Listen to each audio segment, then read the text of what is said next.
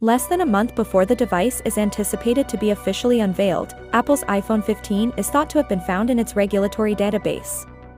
In August, only a few days before the unveiling of the iPhone 14 lineup, an individual iPhone 14 model was discovered in the Bureau of Indian Standards database with an identification number of A2882.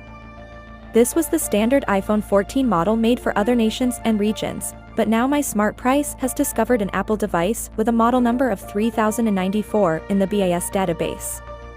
Since there is currently no Apple device with a model number, and since iPhone model numbers typically increase with each new generation, this is most likely the iPhone 15. This would be the first time the iPhone 15 has been publicly spotted.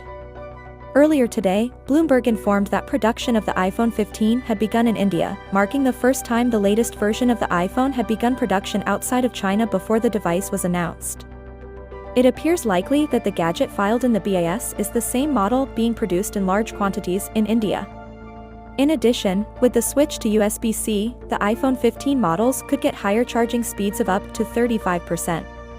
While the iPhone 14 models can currently charge at a maximum of around 27 watts, with the Pro models being able to charge a bit faster and increase to 35 watts with speed-up charging times. Apple no longer sells a power adapter with the iPhone, but the company currently recommends a 20-watt charger for fast charging purposes, according to 9to5Max, which claims to have heard from industry sources that at least some of the iPhone 15 models are capable to charge at this bigger wattage.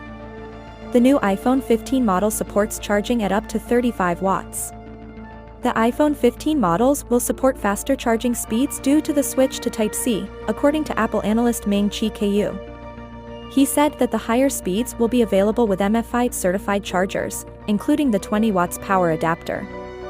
However, there have been rumors that Apple will only allow faster charging speeds on MFI certified chargers, such as the 30 watts MacBook Air charger and the 35 watts dual USB-C charger.